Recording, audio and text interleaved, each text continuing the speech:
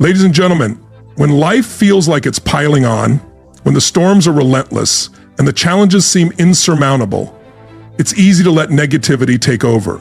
But what if I told you that staying positive in the face of adversity isn't just possible? It's a choice that can change everything. Imagine walking through life's toughest moments with strength, clarity, and resilience, refusing to let circumstances dictate your mood or your future. In this video, I'm going to share the exact strategies that successful people use to stay grounded and positive even when life gets hard. Because the truth is, how you respond to the tough times will determine whether you just survive or whether you thrive. Stick with me. This could be the turning point you've been waiting for. Let me share something important with you, something you already know deep down. Life is not always simple. Never promised to be. In fact, it promised nothing at all, and yet it offers everything, both opportunities and challenges. Some days, everything falls into place. The sun is shining, deals are closing, and the phone rings with good news. Other days, it feels as if the world has slammed a close for business sign right in front of you. That's life. What truly matters is not what happens to you, but how you respond to what happens. Anyone can smile when everything is going well. When the bank account is full and health is good, anyone can celebrate when the crowd is cheering. But the real test of character is how you show up when the storm clouds gather. The real question isn't, will life get tough? The question is, when it does, will you still choose to remain strong? Will you choose to stay positive? Here's the truth. You can't control every event, but you can always control your attitude. You can develop a mindset so strong that even when the world seems to shake, you remain unshaken. Today, I want to provide you with practical tools, no fantasies, just real tools, to help you stay positive, focused, and powerful even when life throws its worst your way. If you're ready to stop being tossed around by every difficult day, if you're ready to build an unshakable mindset, then pay attention, because what you hear today could change everything. Let's begin by understanding one key point. Tough times are part of the process. Let's make one thing clear right from the start. Tough times are not a mistake. They're not a glitch in the system.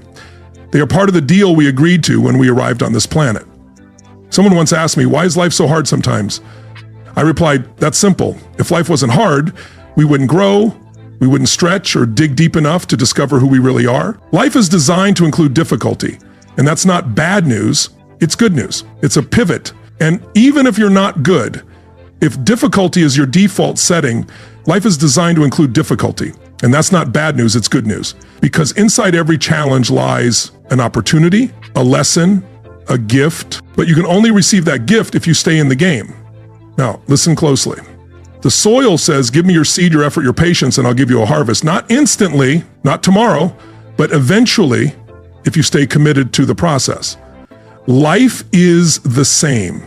It offers rewards, but it requires work, especially on the hard days, not just the easy ones.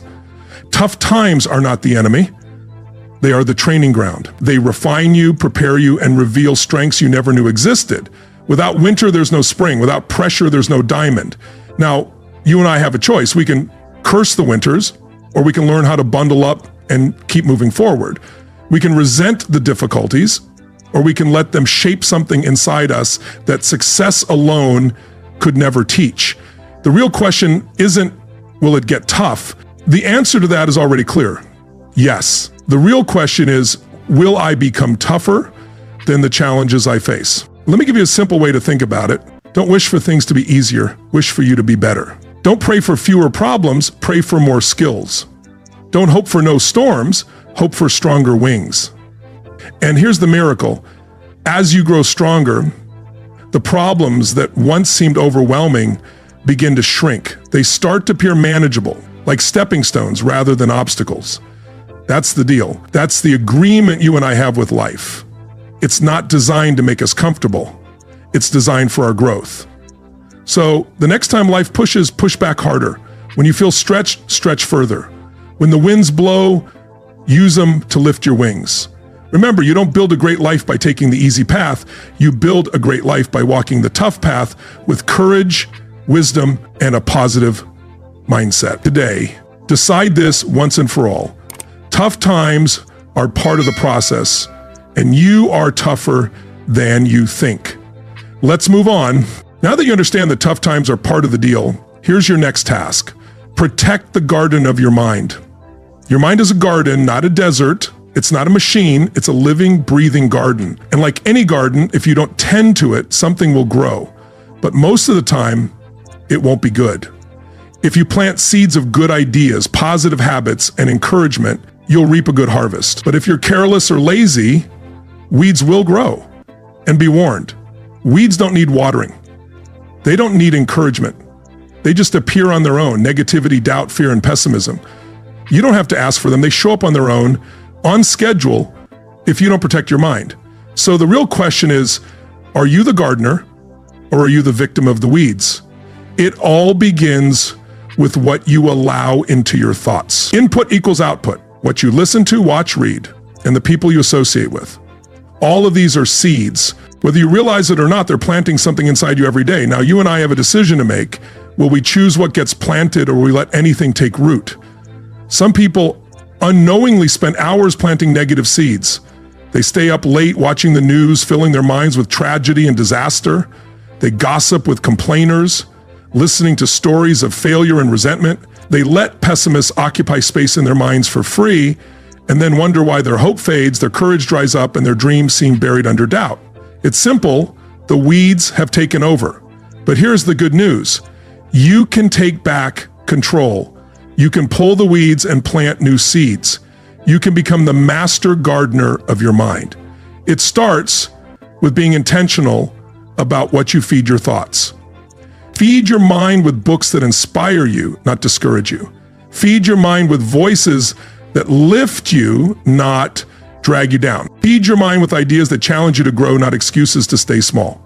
And starve the weeds. Limit the noise. Walk away from gossip. You shut off the negativity. You tell yourself, not in my garden. Because if you don't guard the door of your mind, someone or something else will walk right in. Here's a rule to remember.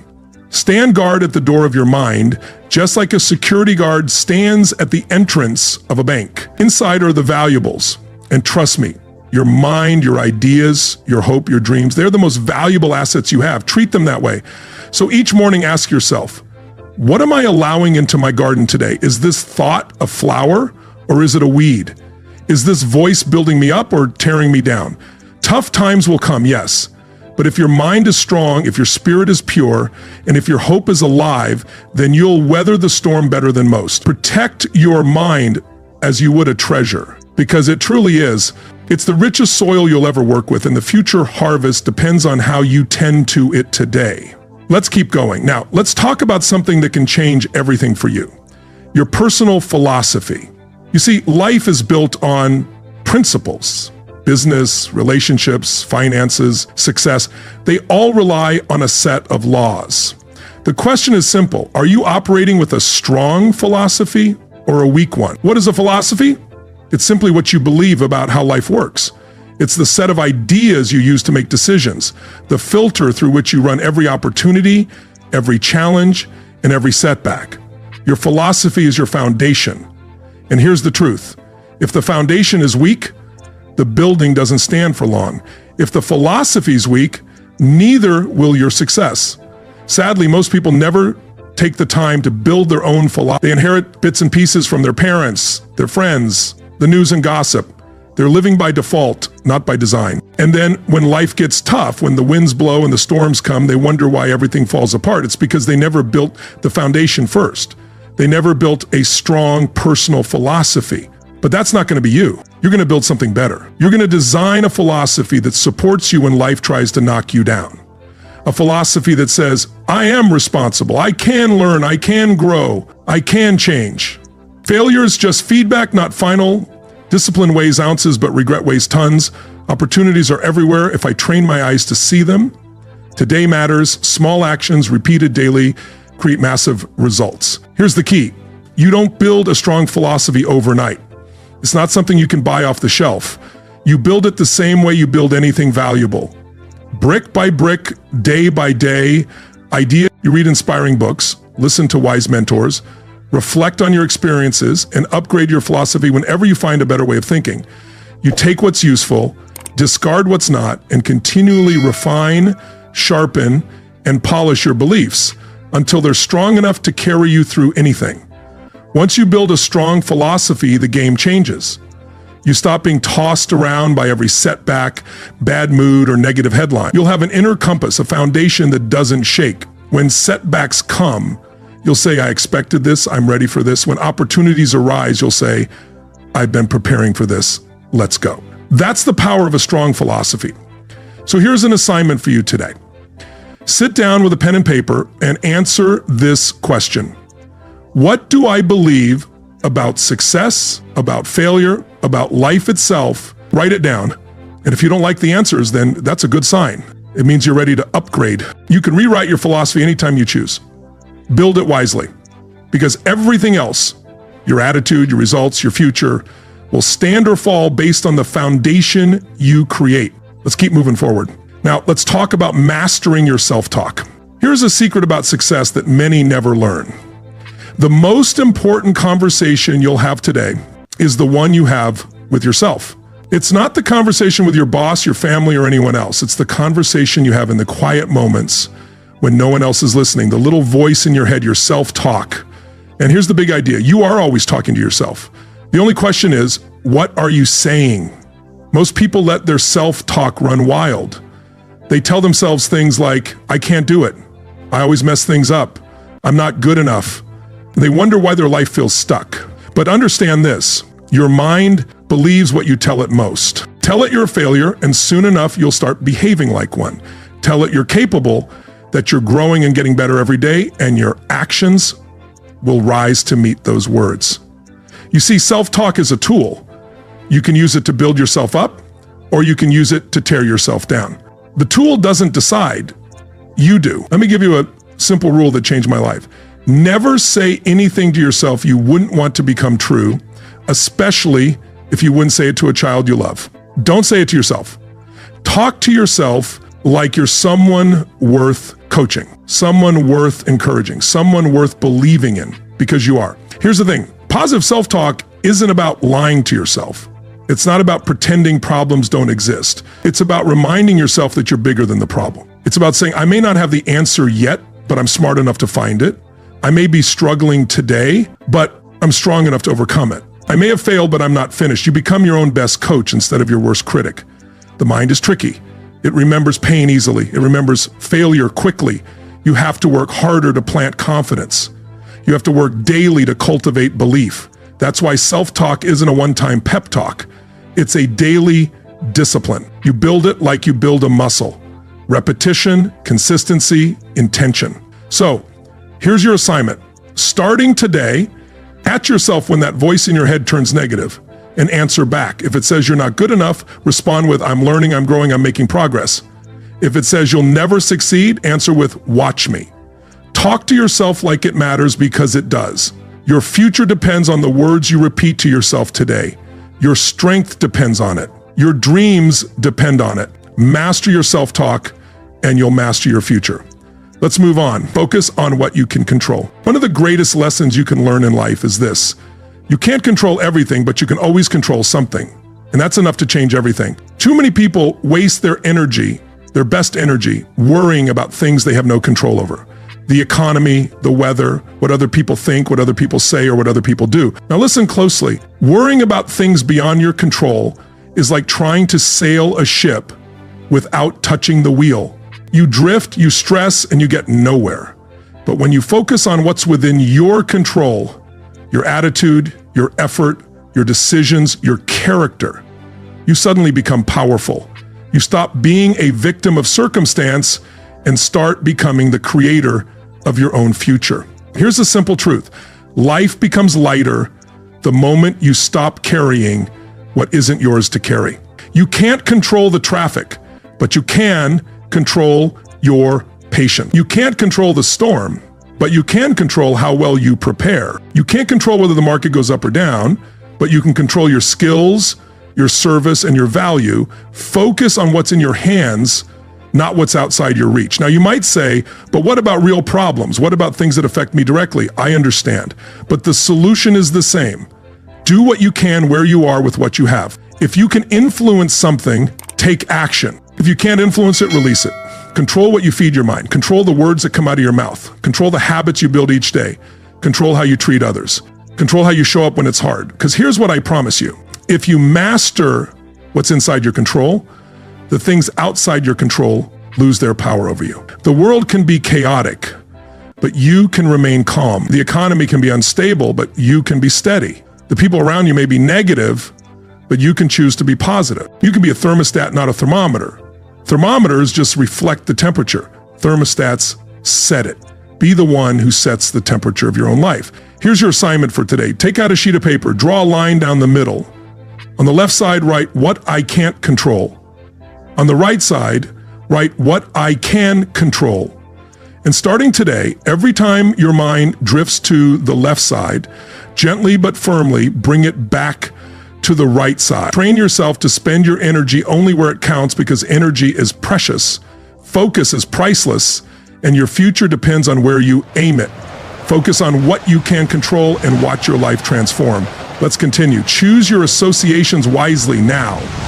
Here's a law of life that you can take to the bank. You will become like the people you spend the most time with. If you spend your days with negative, bitter, or angry people, you will find their attitudes starting to rub off on you. Their doubt will leak into your dreams. Their bitterness will cloud your optimism. Their fear will weigh down your ambition. Association is powerful, more powerful than most people realize. When I first heard this, it shook me awake. I realized that if I wanted to change my life, I had to start by changing my circle. Now, don't misunderstand me. This isn't about judging people harshly. It's about protecting your future. It's about guarding your potential. It's about being wise, not careless. See, some people are lifters. They lift your spirits. They elevate your thinking. They raise your standards. You leave their presence better than when you arrived. Others, unfortunately, are leaners. They lean on your energy, your optimism, your kindness until you have nothing left to give. And some are worse than leaners. They're drainers. They flow away from your life. And some are worse than leaners. They're drainers. They don't just lean, they pull. They pull you down with their excuses, complaints, and small thinking. Your future is far too valuable to leave it in the hands of drainers. So here's what you need to do. Evaluate your associations. Ask yourself, who is bringing out the best in me? Once you identify the people who are pushing you to think bigger, live better, and work harder, as well as those who are pulling you down, making you smaller, and feeding your doubts, you have three choices: dissociate, limit, or expand. Disassociate means there are some people you need to lovingly release from your life. This isn't about bitterness or anger, but wisdom. Bless them and move on. Limit means there are people you may not be able to fully cut off, but you can limit their influence. You have control over the proximity and time spent with them. Expand means you actively seek out associations that lift you. Surround yourself with people who are wiser, stronger, kinder, and sharper. Learn from them. Let their fire light yours. Growth is contagious, as is decay. If you walk with wise people, you become wise. If you walk with complainers, you become cynical. If you walk with courageous people, you become bold. If you walk with fearful people, you become hesitant. Choose wisely because your future depends on it. Now, here's an action step for you. Take an honest inventory of your top 5 associations. Write them down and ask yourself, are these people helping me grow or holding me back? Then make the necessary changes. It may feel uncomfortable, but it's essential because your associations are either watering your dreams or drying them out. Choose wisely and you'll choose a stronger, brighter future. Moving forward, let's talk about strengthening your daily disciplines. Success is nothing more than a few simple disciplines practiced every day, and failure is just a few small errors in judgment repeated over and over. The gap between success and failure isn't wide. It's formed by the small repeated decisions we make. Discipline is the bridge between goals and accomplishments. However, discipline isn't always exciting. It's not glamorous, and it doesn't always feel good, but it works. When life gets tough, when challenges arise, it's your discipline that will become your anchor. Motivation fades, but discipline stays. Discipline shows up when you're tired, discouraged, and uncertain, making you do what needs to be done even when you don't feel like it. The key is that you don't have to be extreme, but you do need consistency. You don't have to run a marathon today, but you can lace up your shoes and go for a walk. You don't have to write a whole book today, but you can write one page. You don't have to master your craft overnight, but you can practice today. Small disciplines practiced consistently lead to massive results. And the beautiful thing is that discipline gets easier over time, like a muscle. It becomes stronger the more you use it. What once felt difficult will eventually feel easy, and what once seemed impossible will become inevitable. So, what are your daily disciplines right now? Are they helping you move toward the life you want, or are they quietly drifting you further away every day? In every way, you're either building your future or letting it slip away one undisciplined moment at a time. The price of discipline is always less than the price of regret. Your assignment is to choose 3 simple disciplines to commit to, no matter what. They don't have to be big. They just need to be consistent. Maybe it's 10 minutes of reading, 30 minutes of exercise, writing down your goals every morning, or speaking a word of encouragement to someone each day. Choose your 3 disciplines and start today. Feeding your spirit comes from practices that nourish your inner being, not just your intellect. Your spirit is the part of you that craves purpose, meaning, connection, and peace. It's the part of you that thrives on reflection, gratitude, compassion, and faith. Taking time for stillness, meditation, or prayer can ground you and help restore your sense of balance and peace.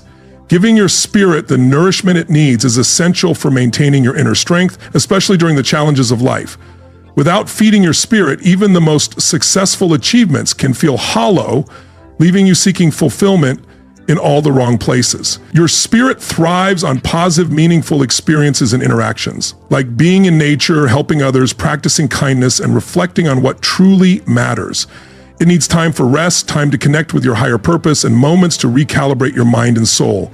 It's easy to get caught up in the hustle, in the constant chase for more information, skills, and achievement. But if you neglect your spirit in the process, you risk feeling disconnected, even if you're ticking off all the boxes in your life. Nourishing your spirit means taking the time to pause, to reflect on your values, your purpose, and your deeper connection to the world around you. This doesn't just improve your well-being, it enhances your resilience. When your spirit is fed, you become more centered, more grounded, and better equipped to handle the stress and difficulties that life inevitably brings.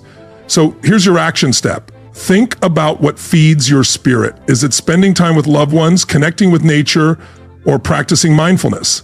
Is it helping someone in need, or simply taking time to reflect on what you're grateful for? Whatever it is, make sure to incorporate it into your daily routine. Your spirit needs nourishment just as much as your mind and body.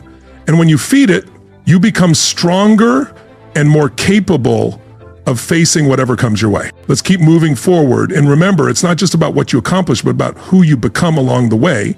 But when you keep your eye on the horizon, you remind yourself that this moment, however tough, is just a small part of a much larger story. It's like a sailor navigating through a storm. Though the waves are crashing all around, the horizon is still there, guiding them. In life, the horizon represents your bigger vision, your goals, your dream. It's the belief that despite the setbacks, the challenges, and the difficulties, something greater is on the other side, waiting for you. To keep your eye on the horizon, you must constantly remind yourself of the purpose behind your actions. What are you working towards? What do you want to create in your life? When you keep that vision alive, even the darkest moments don't feel like they're the end. They feel like a part of your journey, something to learn from and grow through. This is where faith comes in. Not just faith in your abilities, but faith in the process. Faith that the seeds you're planting now will one day grow into something beautiful. Faith that even in the hardest moments, you're building something bigger than you can see at this very moment. It's that belief that no matter how long the winter feels, spring is always coming. So here's your next assignment. Spend some time today visualizing your horizon. What does your future look like when you've overcome today's challenges? What kind of life are you building for yourself, your loved ones, and the people you serve?